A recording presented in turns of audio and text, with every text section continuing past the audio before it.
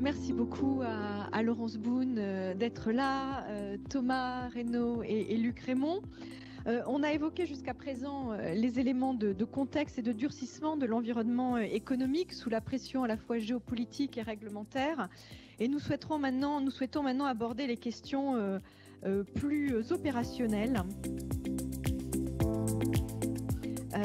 On a vu combien il était difficile pour l'Europe, pour les acteurs institutionnels, pour les États de changer de paradigme.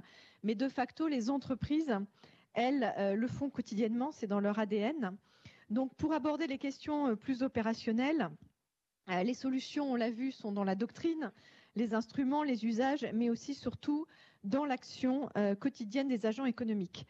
Donc, cela commence par des considérations stratégiques de moyen et long terme, des arbitrages, qui est votre métier quotidien, des arbitrages difficiles, notamment en matière d'investissement, dans un contexte de contraintes budgétaires inédites, de déficit public et de réglementation anti-marché. Alors, cher Luc, je commence avec toi parce que l'énergie est la base de tout, en fait. Notre économie, notre organisation sociétale se nourrissent d'énergie et donc tu es précisément au carrefour des enjeux de temps long, ceux de la construction d'ouvrages nucléaires, hydrauliques ou de SMR, si jamais les choses se confirment, et des impératifs quotidiens, une électricité disponible, non intermittente et bon marché.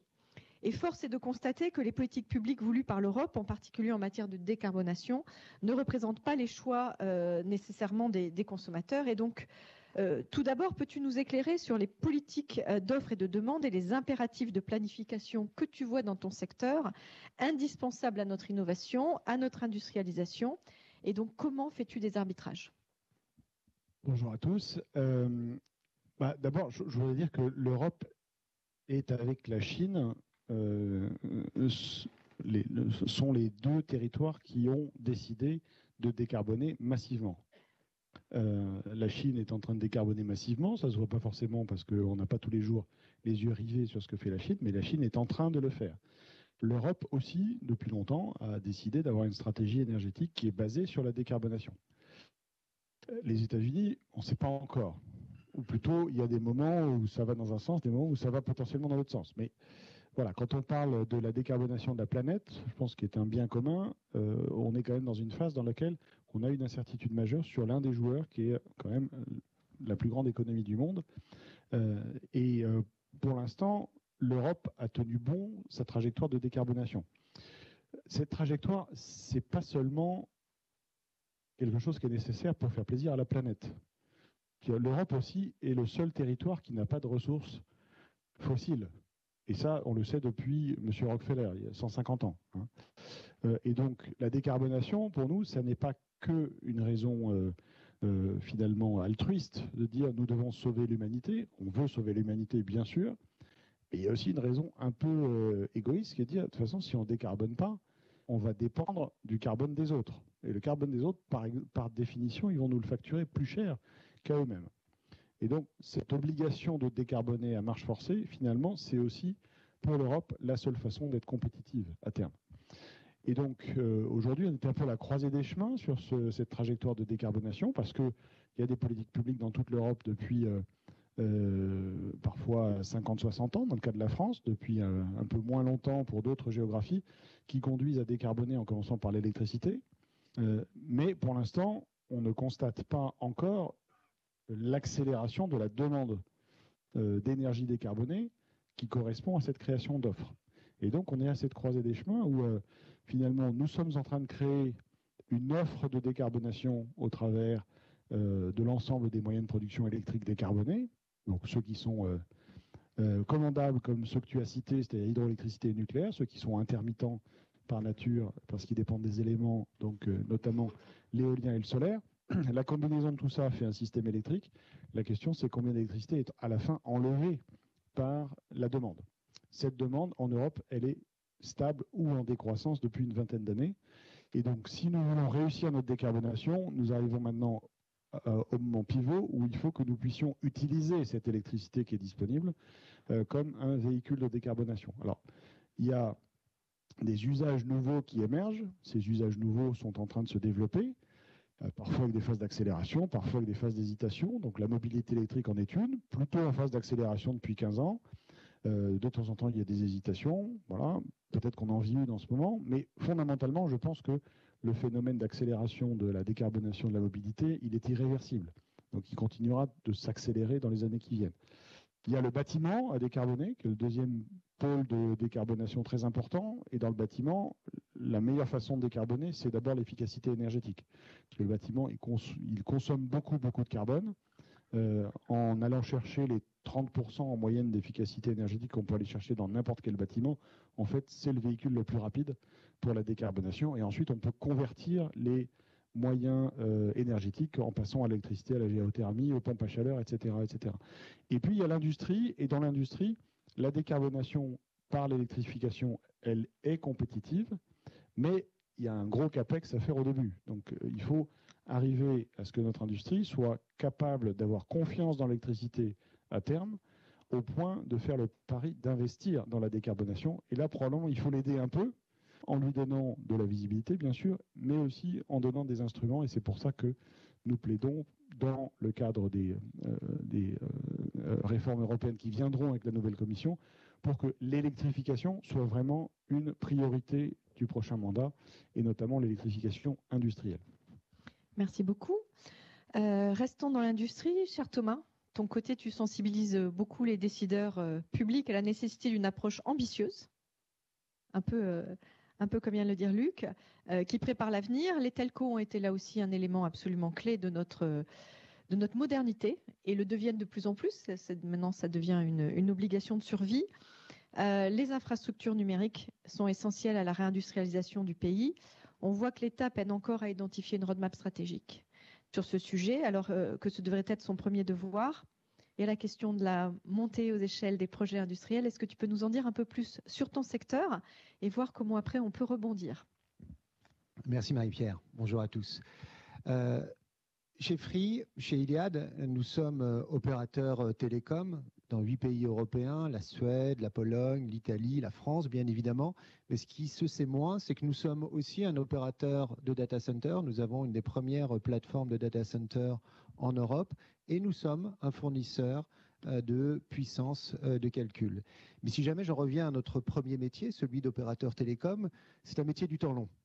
Et notre échelle temporelle, ce n'est pas la prochaine loi de finances, c'est les 3 prochains quinquennats, lorsqu'on est dans un métier d'infrastructure. Et nous sommes en train de finaliser un chantier gigantesque qui est celui de la France, qui est une énorme réussite, et il faut le souligner, il faut une petite pointe d'optimisme, une très belle réussite, et c'est vraiment le premier chantier de France qui permet aujourd'hui de faire la course en tête dans le classement européen en termes de taux de pénétration de la fibre optique, et c'est un élément essentiel de la compétitivité de l'économie française. Et ce qui est intéressant, c'est de revenir un peu sur les conditions du succès qu'a été le déploiement de la fibre optique en France. Le premier paramètre qui me semble important, c'est qu'il y a eu une forme de consensus transpartisan au sein de tous les partis politiques sur la nécessité de déployer la fibre optique. Et on l'a vu, ça a été le cas dans le passé autour du TGV, de l'aérospatial. Et lorsqu'il n'y a pas ce consensus politique transpartisan en France, et Luc, tu peux en témoigner, c'est une catastrophe. Ça met en péril certaines filières, ça a été le cas sur le nucléaire.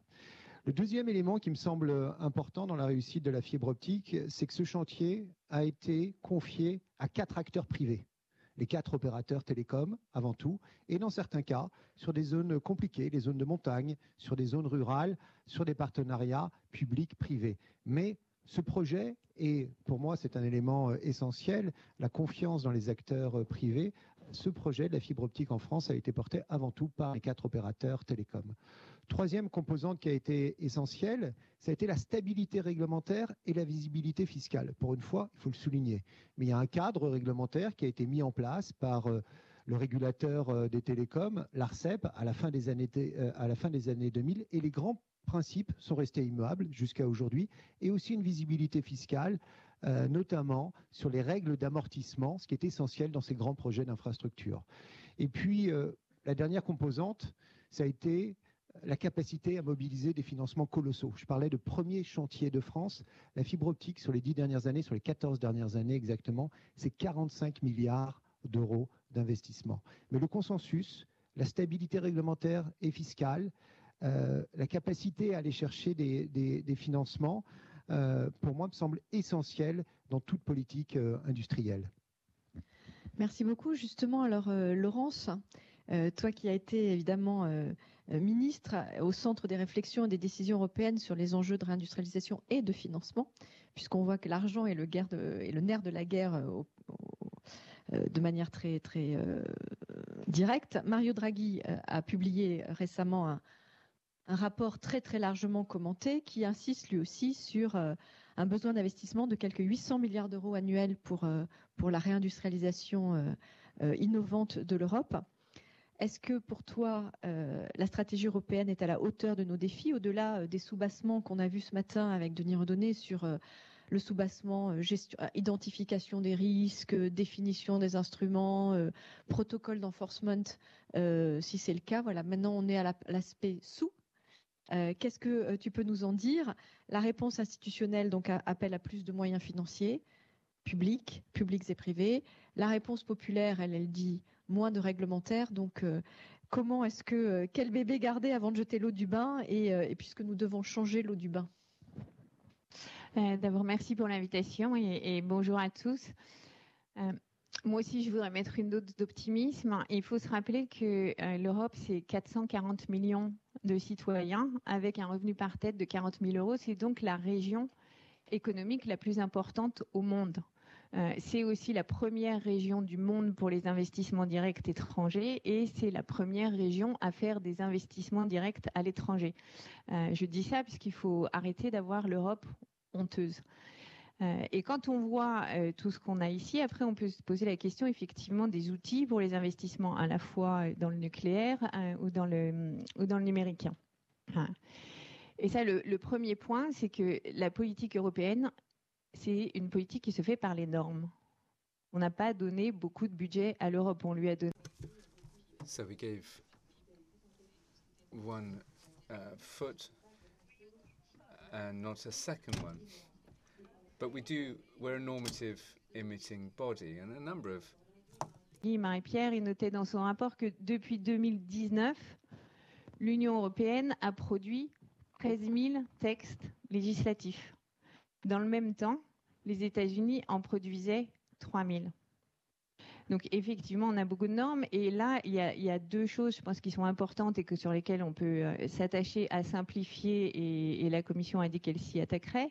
C'est d'abord mieux coordonner les textes européens et nationaux. Si vous prenez le devoir de vigilance qui affecte mes deux voisins, en fait, il ne s'applique pas de la même façon en France et en Allemagne. Oui, entre autres. Et il ne s'applique pas du tout de la même façon en France et en Allemagne, puisqu'en France, ça relève du pénal, pas en Allemagne. Donc, il y a une première coordination à faire là-dessus. Une autre qui est en fait d'un secteur à l'autre, ce qu'on relève aussi dans ce rapport, c'est qu'on peut faire des réglementations sur l'environnement et puis d'autres sur l'énergie.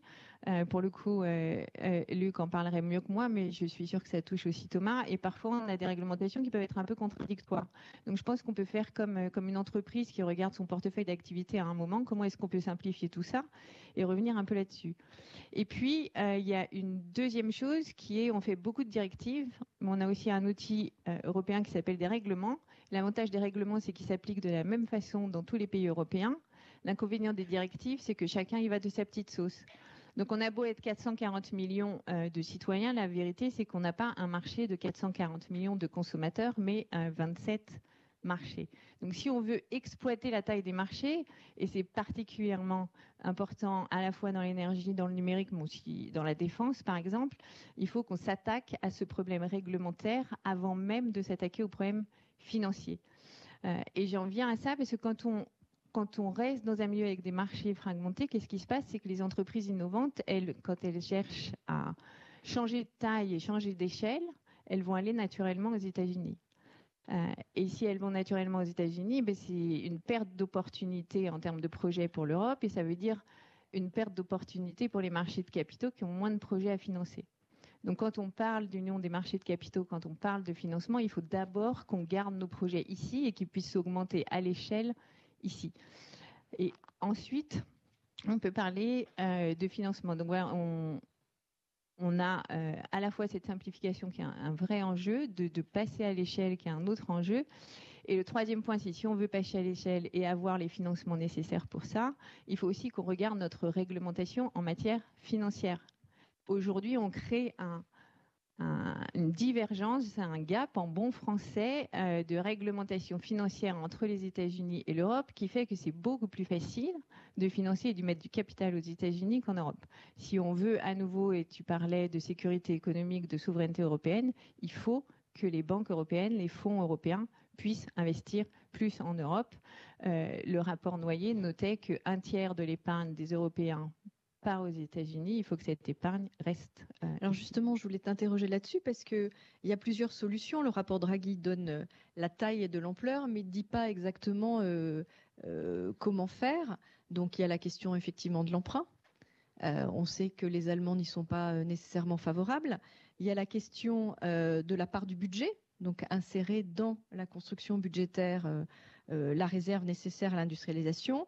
Il y a le marché unique des capitaux qui est une arlésienne dont on parle depuis assez longtemps. Et il y a la question de l'épargne privée. Et donc, dans cette configuration, quel est le bon chemin pour toi et qui aurait le lead en fait? Qui serait à la manœuvre? Est-ce que c'est Bruxelles? Est-ce que ce sont les États? Est-ce que c'est le marché pur et dur? Voilà, quel est ton sentiment de praticienne? Banquière maintenant. D'abord, il faut arrêter de, je pense, commencer par parler de dette. C'est extrêmement français. Nous sommes un pays sur 27 à raisonner comme ça. Les 26 autres ne pensent pas comme ça. Donc, il faut avoir ça en tête quand on essaye de parler de financement européen. Ensuite, il y a des domaines dans lesquels, effectivement, il y a des effets d'échelle et qui demandent qu'on y réfléchisse de façon européenne. Je parle sous le contrôle de mes deux voisins, mais le réseau de distribution électrique, il se pense mieux au niveau européen puisqu'il sera moins cher par citoyen si on optimise nos connexions que si chacun se met à raisonner à l'intérieur de ses frontières à lui. Si on parle des investissements dans la défense, je vais donner un exemple très simple. Les Européens font 12 types de chars, les Américains en font un. Si on veut faire de l'échelle, c'est mieux d'en avoir un seul. Le cloud, je parle sur le contrôle de mon autre voisin. Il me semble aussi qu'on aurait intérêt à avoir un standard européen ou peut-être imposer celui d'Iliad. Mais en tous les cas, si on veut passer à l'échelle, c'est quand même un peu plus simple. Donc, pour ce qui concerne des domaines où la taille européenne est essentielle au développement, et on voit bien que la taille compte dans ces domaines-là, effectivement, on peut penser à un financement dans un raisonnement européen. On a déjà un emprunt commun européen. Il faut aussi, je pense, arrêter de dire qu'on ne le fait pas. On a à peu près 1 000 milliards d'euros de dette européenne dans laquelle les investisseurs investissent pour financer la transition numérique et énergétique en particulier. Donc on a déjà ça. Si on parle de biens publics communs, si on parle de réseaux électriques, si on parle de défense, on peut avoir un intérêt à faire les choses ensemble plutôt que d'être tout petit dans notre coin.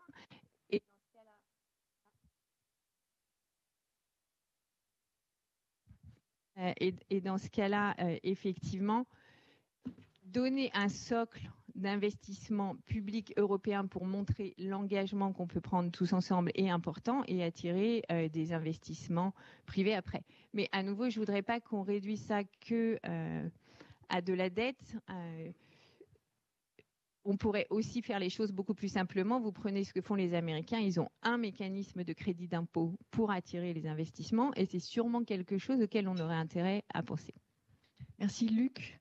Toi qui donc investis et qui a cette vision globale à la fois des besoins en électricité, enfin en énergie au sens global, qui a aussi des injonctions de la part de l'État et de la part de l'Europe.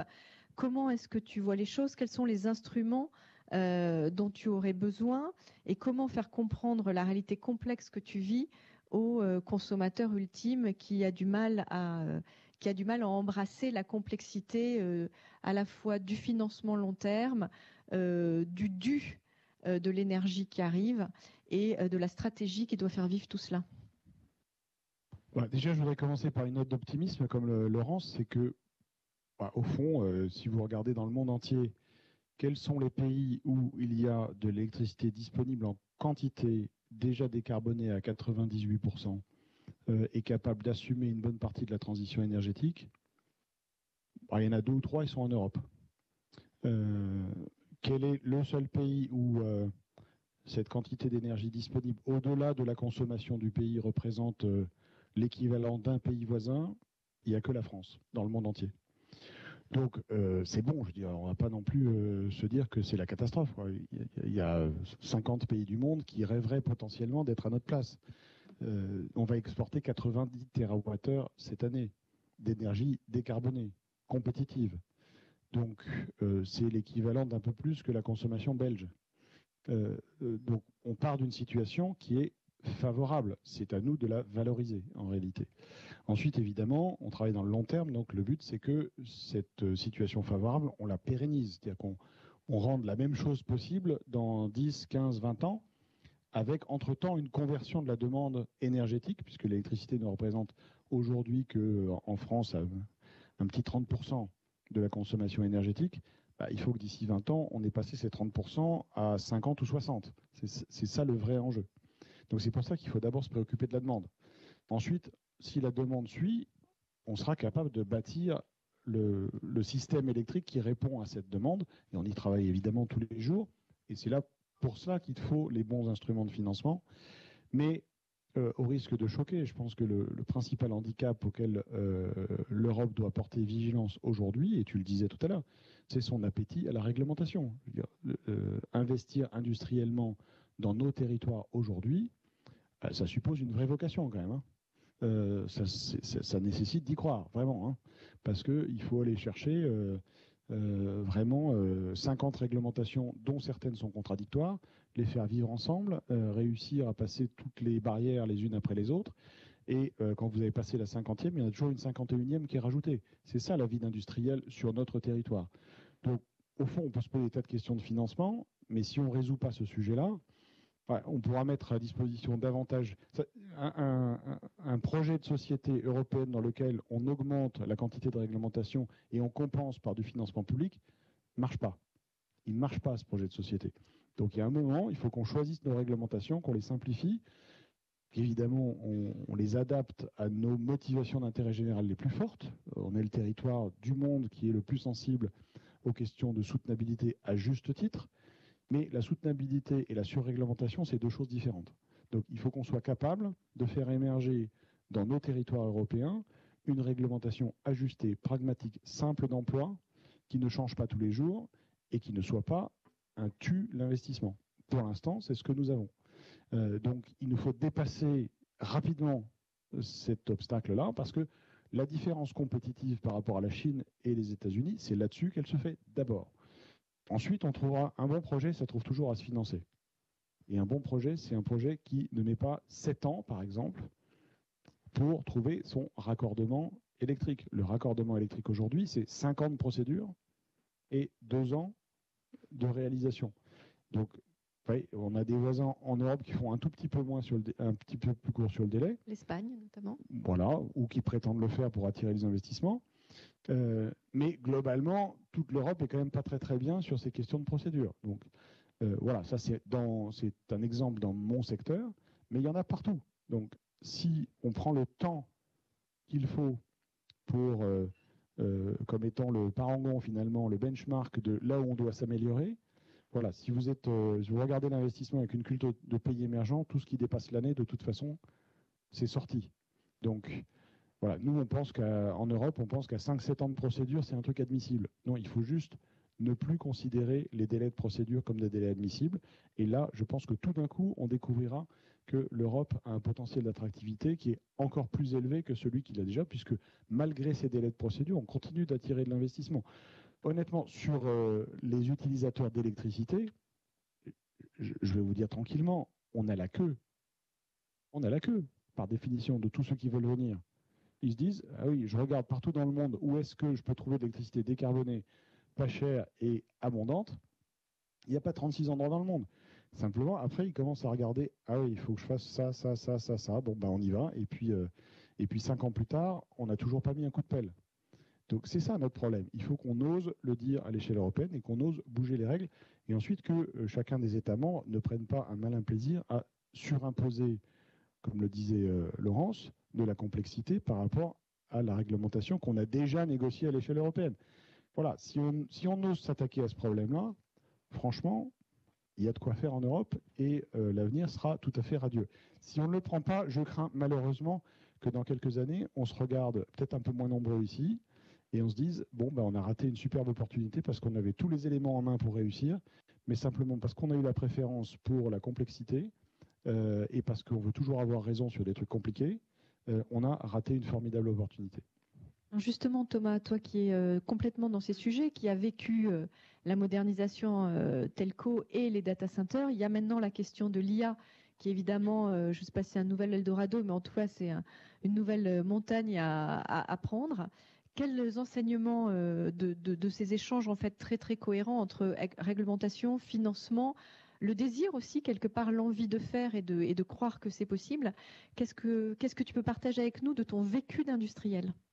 Non, on est à un moment critique concernant l'intelligence artificielle. L'intelligence artificielle, c'est une filière industrielle en soi, mais c'est aussi et surtout, selon moi, un moment de rupture brutale des dynamiques de productivité entre les acteurs au sein d'un même secteur, l'industrie automobile, pharmaceutique, peu importe, aérospatiale, qui va créer des ruptures brutales en termes de dynamique de productivité. Puis ce qui se joue aussi avec l'IA, c'est notre façon de s'informer, c'est notre rapport à la science, c'est la construction de notre imaginaire collectif avec l'IA générative qui va avoir un impact massif sur notre inconscient collectif. Et c'est la raison pour laquelle on ne peut pas se permettre en Europe de laisser l'IA être construite par d'autres acteurs internationaux, asiatiques ou américains. Et c'était dans le rapport Draghi. Si on ne se saisit pas de cette question de l'IA, il y a un véritable risque de déclassement pour l'Europe.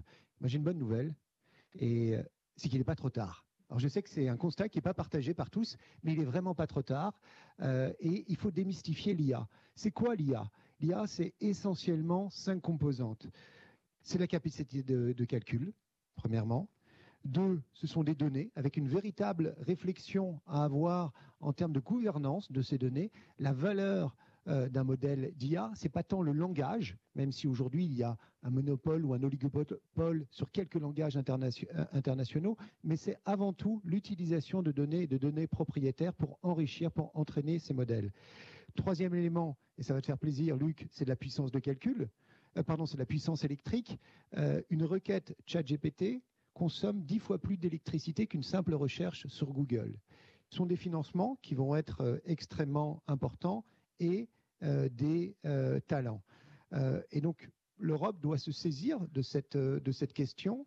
Et je pense que là, il est intéressant de faire un parallèle avec les économies américaines et les économies chinoises. Moi, je vois 2 différences fondamentales, 2 singularités propres à l'économie américaine et à l'économie chinoise. La première, ça a été mentionné, ce sont des économies continents avec un passage à l'échelle beaucoup plus rapide. Et ça, c'est essentiel, et notamment dans le domaine du numérique. C'est la raison pour laquelle je suis chez Free. Nous sommes des Européens convaincus. Il faut une intégration beaucoup plus forte du marché unique parce que le passage à l'échelle est essentiel. Ça passe par une harmonisation des réglementations européennes, mais il faut aussi balayer chez soi. Tu mentionnais le temps de construction d'un data center, et là, Bruxelles n'a strictement rien à voir avec cela. En France, sur la dernière décennie, le délai de construction d'un data center a été multiplié par 3. Il faut 5 à 6 ans désormais pour construire un data center, alors qu'il y a une demande phénoménale et qu'il y a un déficit de capacité de data center en France. Et la question qui se pose pour un acteur pan-européen est vraiment à regret. Finalement, mon data center, est-ce que je vais aller pas plutôt l'implanter en Suède, en Pologne, ce qui est terrible d'un point de vue environnemental, l'intensité carbone de l'électricité polonaise est 18 fois plus importante que l'électricité française, mais ça c'est uniquement en raison de l'empilement administratif des contraintes propres à la France. Alors, ce qui est dommage, c'est qu'il y avait un très beau projet de loi qui devait passer sur la simplification et sur classifier ces projets de data center comme des projets essentiels pour accélérer. Mais on s'est créé de la complexité à l'échelle française. Et la deuxième spécificité par rapport aux économies chinoises et à l'économie européenne, c'est le levier de la commande publique. Regardez ce qui s'est passé sur l'industrie spatiale. Vous avez un acteur, une initiative privée, en plus portée par un immigré sud-africain qui arrive aux États-Unis et qui, grâce à la commande publique, en l'occurrence la NASA, révolutionne totalement l'industrie spatiale avec 15 milliards de dollars de commande publique, ne serait-ce que sur les 8 dernières années. Et donc, ce levier de la commande publique est essentiel et devra être mobilisé pleinement si jamais on souhaite avoir une politique proactive sur l'intelligence artificielle. Pour moi, il y a 3 sujets. Mieux utiliser la commande publique. 2, subventionner mais massivement la recherche et ce que l'on appelle l'open science, et y compris des instituts de recherche publics, privés.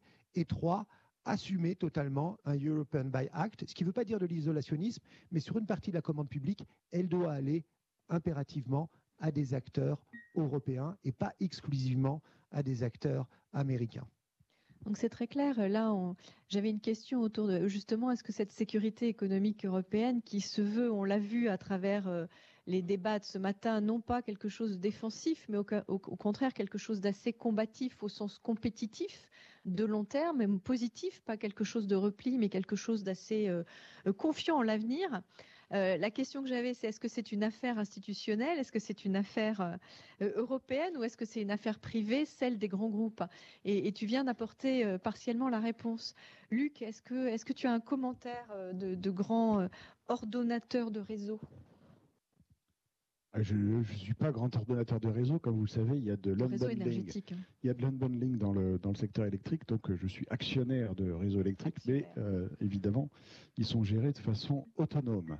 Pour autant, on s'intéresse quand même d'assez près à l'avenir des réseaux électriques en Europe.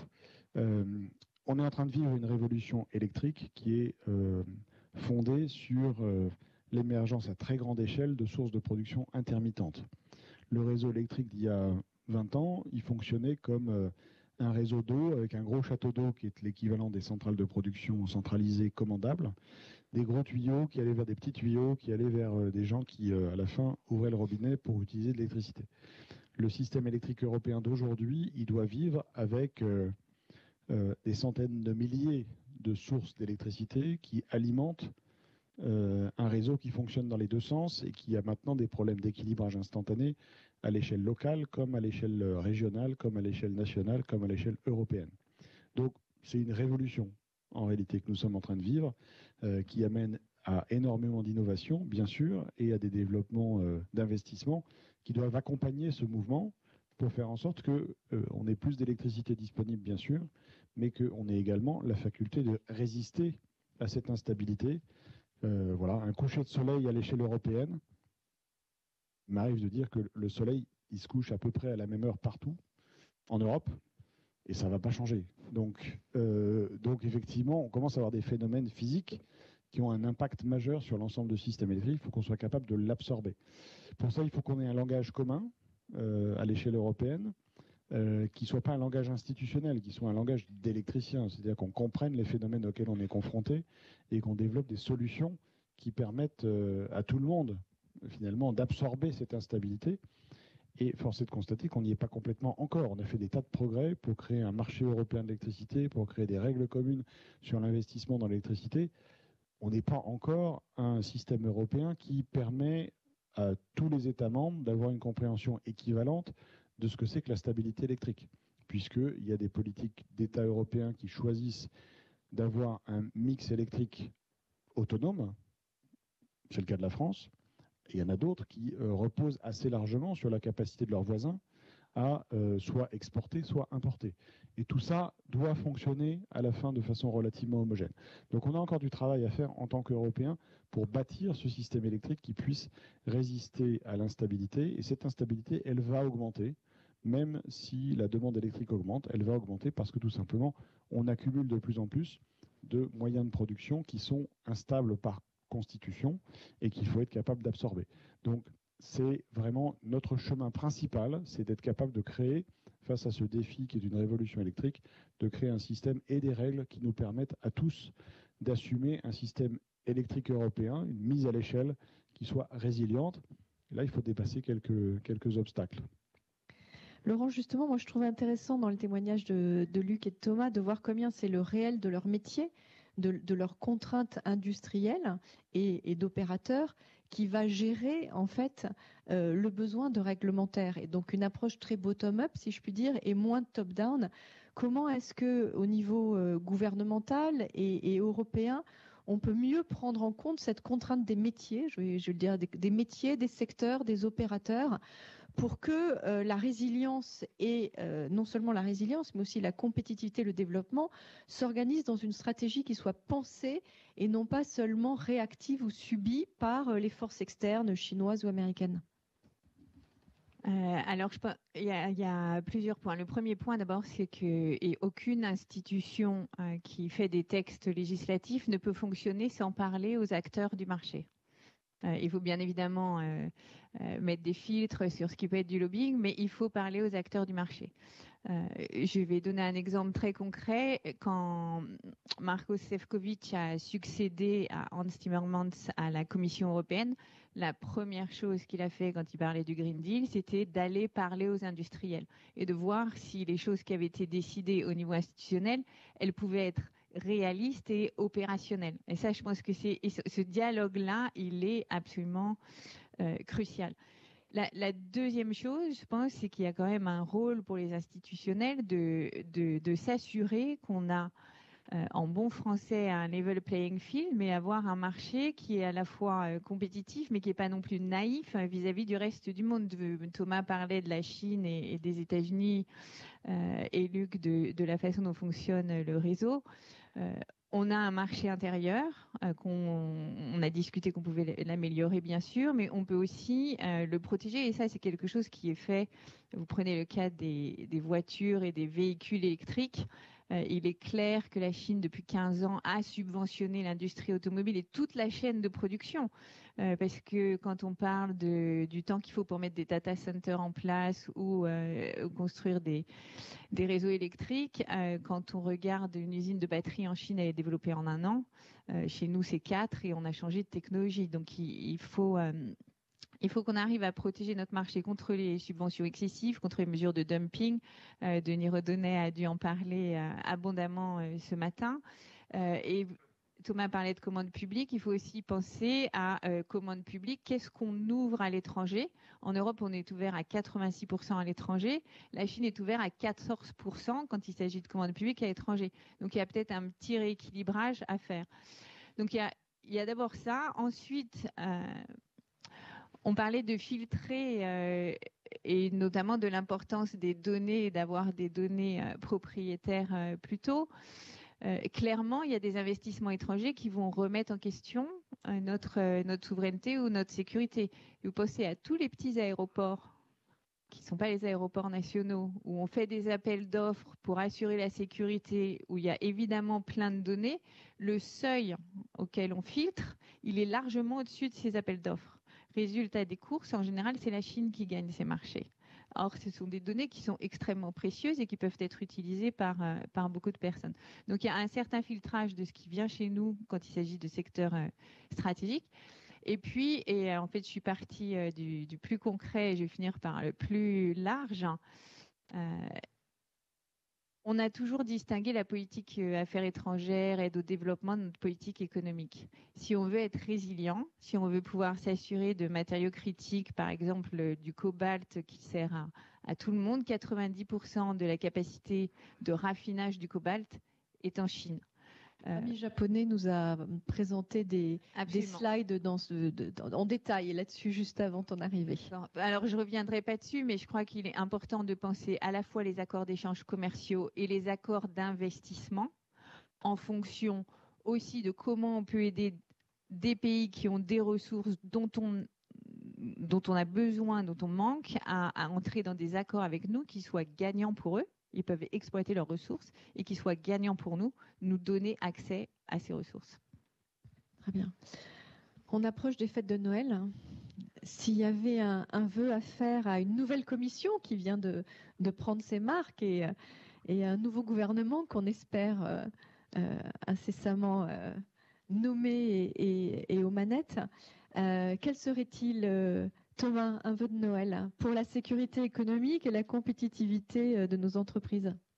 C'est une question assez difficile, hein, parce qu'en cette fin d'année, je crois qu'il est plus facile de croire au Père Noël que de croire au Premier ministre.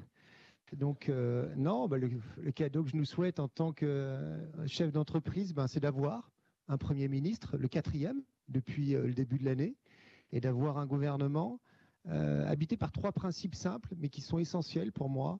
C'est 1, le sens du temps long. Et honnêtement, quand on regarde les débats parlementaires qui ont eu lieu sur la loi de finances, c'est effrayant. Et ça a eu un effet repoussoir probablement sur un certain nombre de décisions d'investissement. Or, pas lorsqu'on s'appelle Luc Rémont, Thomas Reynaud, qu'on est à la tête d'une société française, européenne, et on a toujours envie de surpondérer la France dans nos décisions d'investissement. Mais ça a été probablement terrible et on le paiera relativement cher dans les années à venir. Deuxième élément, c'est un vrai engagement européen avec un refus absolu du repli sur soi, du repli national, en plus à un moment de doute où nos amis allemands vont connaître des élections, mais pas avant le mois de février, mois de mars. Et troisième principe, simple, j'en parlais notamment sur la réussite de la fibre optique, c'est une plus grande confiance dans la société civile et dans l'initiative privée. Voilà, tout simplement un Premier ministre sous le sapin serait déjà pas mal. Luc, un vœu de Noël. On va d'abord avoir de l'espoir pour notre pays et pour notre belle région, l'Europe, évidemment. Je pense que, voilà, après, il faut qu'on puisse compter sur un gouvernement européen, un gouvernement français qui soit en état de prendre des décisions. Et si je peux exprimer un vœu en la matière, je pense que la simplification reste vraiment l'urgence la plus absolue en Europe.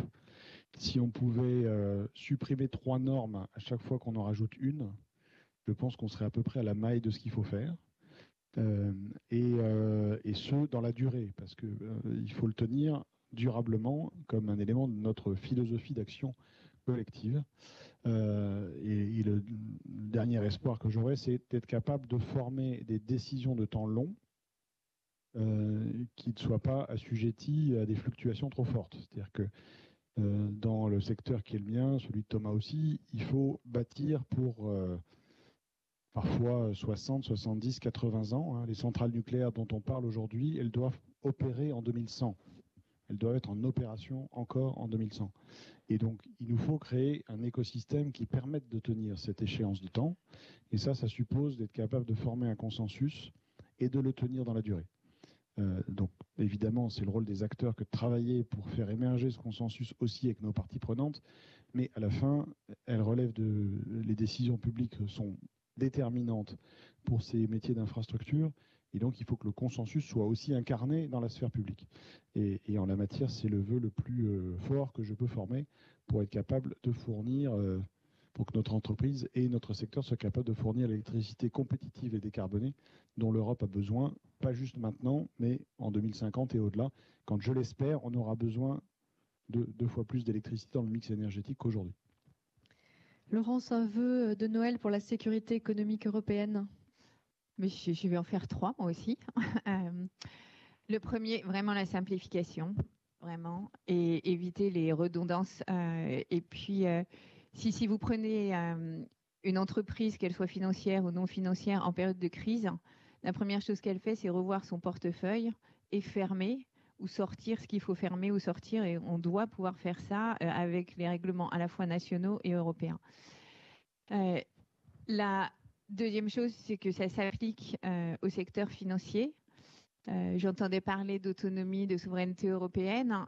Quand il y a une crise, ce sont les banques européennes qui soutiennent les entreprises européennes. Je pense qu'il faut avoir ça en tête et pour ça, il faut leur donner les moyens d'être aussi compétitives que leurs équivalents étrangers et notamment américains. Et on voit bien la divergence réglementaire pointée. Et donc, je pense qu'il faut s'attaquer à ça. Et puis, la troisième chose, puisqu'on parle du Père Noël, c'est que les leaders européens, quand ils arrivent à la table du Conseil européen, pensent à l'Europe et pas à ce qu'ils vont pouvoir ramener à la maison comme une victoire nationale. Voilà. Très bien. Y a-t-il des questions pour rebondir, Paolo? Oui, bonjour. On a parlé beaucoup de déréglementation, simplification, mais en quelque part, on met toujours sur l'épaule du régulateur, je veux dire, plus business. L'Europe a été faite il y a 50 ans, 60 ans par des industriels sur les traités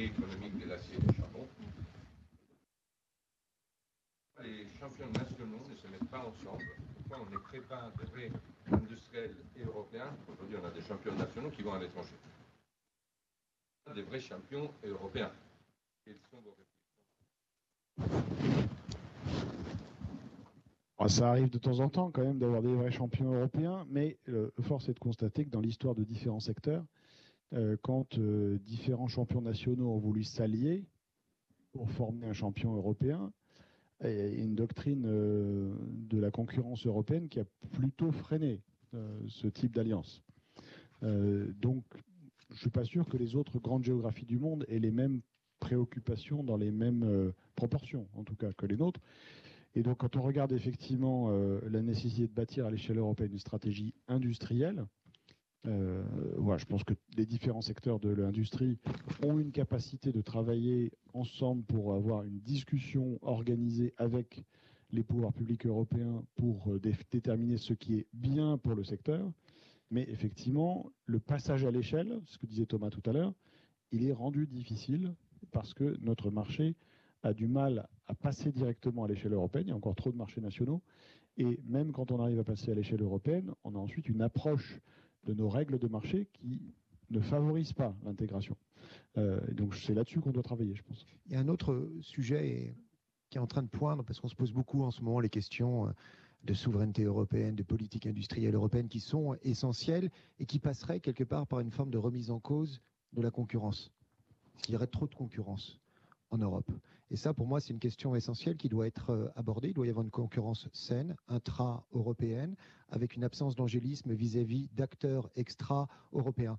Le secteur des télécoms a été très fortement critiqué, comme quoi il y aurait beaucoup trop de concurrence, mais ce qui est une aberration. Et il y a parfois un non-sens qui est fait, qui est de dire, voilà, les GAFAM américains sont le fruit, la continuité, quelque part, historique des champions télécoms américains. Ce n'est pas du tout le cas. Il ne faut pas faire cette erreur de diagnostic. Quand on regarde l'équation télécom européenne, elle est bien meilleure que l'équation américaine. On a les taux de pénétration de la fibre optique les plus élevés. Nous avons une couverture exceptionnelle en Europe. Nous avons des champions qui sont un peu partout dans le monde. Orange en Afrique, Telefonica en Amérique latine. Lorsque vous regardez l'équation télécom américaine, c'est un véritable désastre. Il y a d'une part une exclusion par les prix. Une partie de la population américaine n'a pas les moyens de payer $150 pour avoir une connexion Internet à domicile.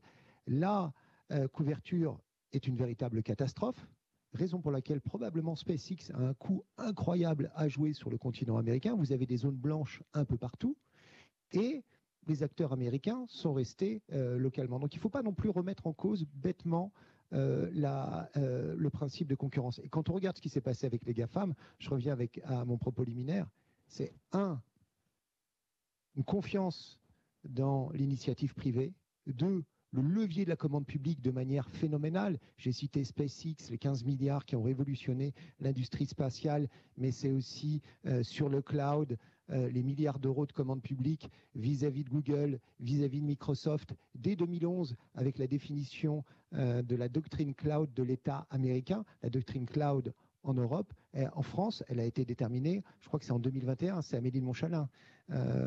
Et donc voilà, il ne faut pas se tromper de combat non plus. Et il y a des champions européens.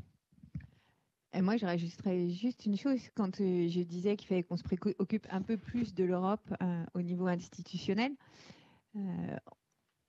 pensez juste à une chose. On a 27 autorités d'autorisation de médicaments dans les territoires européens, plus une agence européenne. Est-ce qu'on a vraiment besoin de ça? C'est pareil pour les standards des clouds, on n'en a pas un, on en a plusieurs. Et on est en train de se battre chacun pour imposer le sien aux autres, si on regarde les choses un petit peu en face. Et quand on parle de commande publique, on a de la commande publique, mais on a de la commande publique qui est fragmentée dans les pays et qui n'est pas coordonnée avec la commande publique européenne. Mais par exemple, dans la défense, très clairement, ce qu'on commence à voir à pointer, c'est une commande publique qui se ferait au niveau européen, qui s'adresserait, par exemple, vous prenez des frégates à 3 entreprises qui devraient être européennes et qui devraient coopérer ensemble pour qu'enfin elles se mettent à l'échelle et qu'on ait quelque chose qui soit pour le continent. Donc ça bouge aussi. Il faut Peut-être un dernier point, Laurent, si tu le permets, sur les champions européens. On sait que la création de champions européens passe aussi par des phénomènes de concentration.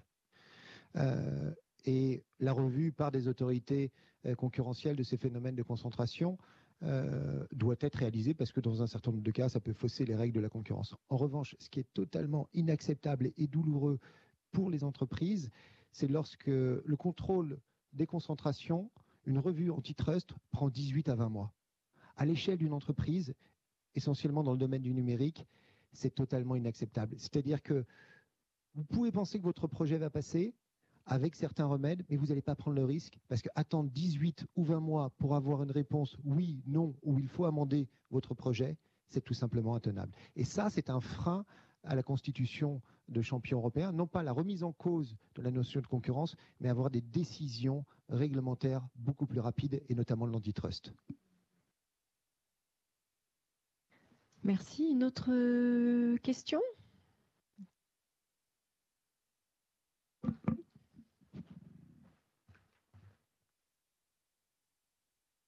Merci. Je suis Samia Selam d'Asso Systèmes. Je suis directrice juridique et compliance. Vous avez parlé de simplification de la réglementation européenne. Je ne sais pas si la France est un bon exemple, mais peut-être la piste de la codification, ça peut être un élément important. On a quand même des couches réglementaires très, très nombreuses en France, mais quand on doit codifier une réglementation, c'est quand même un bon moyen de se rendre compte qu'on a des règles contradictoires, qu'on en a peut-être un peu trop. En attendant que ce chantier soit lancé peut-être et abouti, j'ai une autre remarque qui était, on a par exemple des seuils parfois d'application de certaines réglementations, notamment au PME. Je pense que dans la réglementation européenne, on a des définitions de PME très différentes, on en a un nombre incroyable. Et si on regarde des réglementations comme la CSRD, etc., on est peut-être allé trop loin en termes d'imposition de réglementation à des entreprises trop petites. Donc peut-être que le fait d'augmenter les seuils d'application de ces réglementations aiderait les petites entreprises à se développer sans avoir le poids de ces réglementations. Dans les grandes entreprises, c'est un coût énorme pour nous, mais quelque part, on peut l'absorber.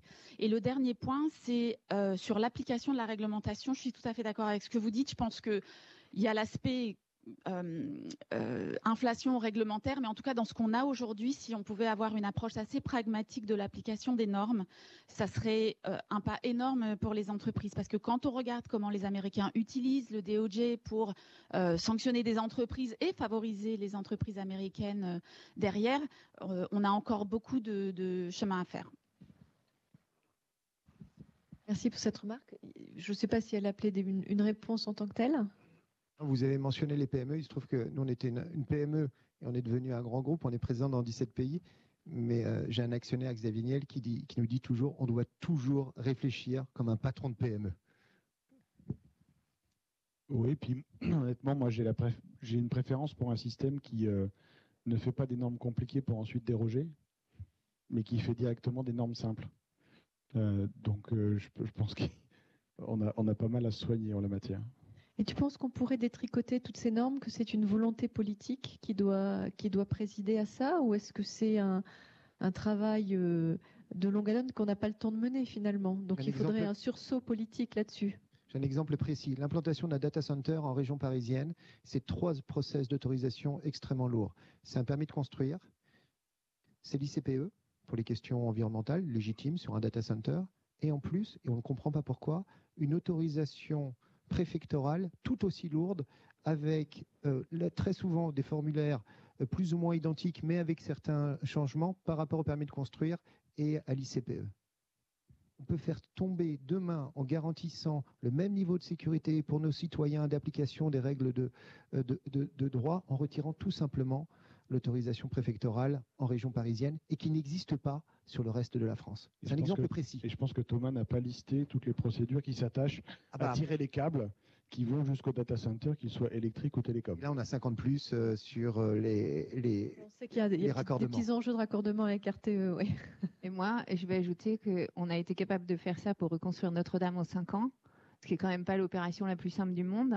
Et on ne l'aurait sûrement pas fait si déroger à la réglementation entraînait des risques de sécurité pour les millions de touristes qui vont passer le porche de Notre-Dame.